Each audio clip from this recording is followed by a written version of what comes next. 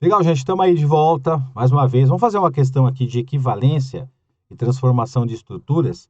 Esse tipo de questão o pessoal pergunta bastante. Vamos dar uma olhadinha. Olha como é que funciona esse tipo de questão.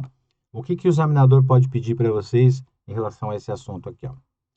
Bom, temos um texto, né? A banca examinadora deu um texto que você vê aí do lado esquerdo da sua tela e ele faz a pergunta. Acerca da equivalência e transformação de estruturas do texto, assinale a alternativa correta. Quer fazer o seguinte? Dá uma pausa no seu vídeo. Faz a leitura aí de todas as opções e tenta fazer a questão. Leia o texto também, se você quiser.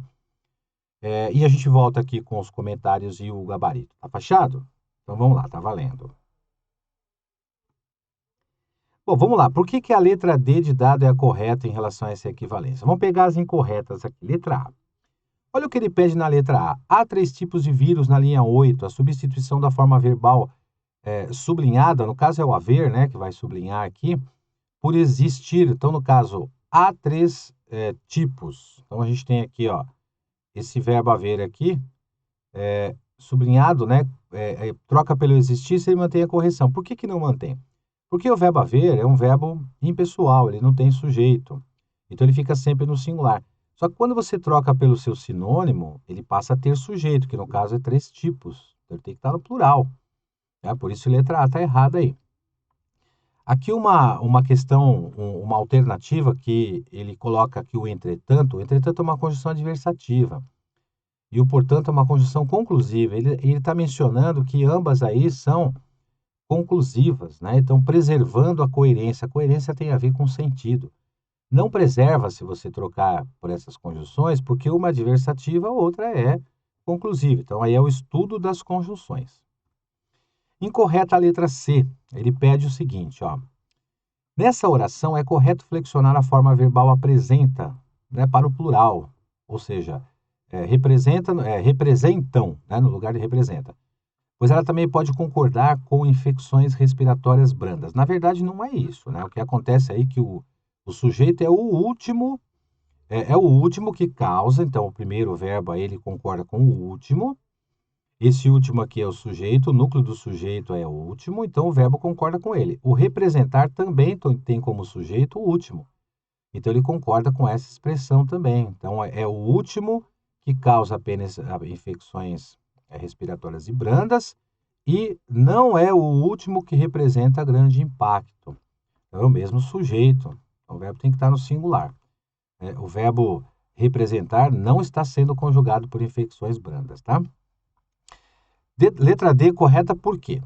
O que ele pede aqui é o seguinte: caso o termo sublinhado, que é o sujeito, o núcleo do sujeito da oração, né, infecção, do sistema respiratório, tem. Olha o verbo ter conjugado na terceira pessoa do singular, porque a infecção está no singular. Quando ele pede para você transformar para o plural, e aí deve-se inserir o acento circunflexo na forma verbal? Sim, porque o verbo ter conjugado na terceira pessoa do singular, ele não tem acento. Mas o verbo ter conjugado na terceira pessoa do plural, ele recebe o acento circunflexo. Tá?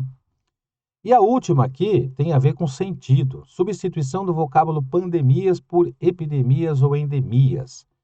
Não altera o sentido da informação. Altera, gente. Por quê? Eu trouxe aí o significado, aí o conceito de cada um desses elementos perguntados aí. A pandemia, que a gente conhece bem, né, infelizmente, né, é uma doença que alcança o mundo todo. Então, a palavra-chave aqui é essa abrangência aqui, ó, é o mundo todo a pandemia. Já a epidemia, ela é também uma doença infecciosa e ela atinge um grande número de pessoas de uma determinada região, né? Um grande número de pessoas de uma determinada região. Já a endemia é uma doença caracterizada em uma determinada região. Então, aqui é algo maior, né? Tem tudo a ver com o globo terrestre, com todos os países, né? Que é o que aconteceu agora, infelizmente, vocês sabem disso. A epidemia é um pouco menor, é uma determinada região, por exemplo, a epidemia de malária, né? E a endemia menor ainda, uma região mais específica. Portanto, tem diferença, sim, tá? Então, a alternativa correta aí, lembrando que é a letra D de dado. Vamos voltar um pouquinho, porque você viu o que é equivalência e transformação de estrutura? Aqui, na verdade, é uma questão que envolve a gramática. Então, o que eu quero dizer aqui é o seguinte, gente, a equivalência e a estrutura, né, quando você tem esse tipo de questão, você tem que conhecer a norma padrão, conhecer a gramática, né? Conhecer todos os assuntos do edital. Isso que significa equivalência, porque você viu que cada alternativa era uma pergunta específica para um determinado assunto. Então, o conhecimento da gramática aí é fundamental. Mas a gente vai ver depois outras questões aí sobre isso aí também, tá? Vamos lá, então. Adquirir o curso. Aqui, ó, vou deixar aberto para vocês.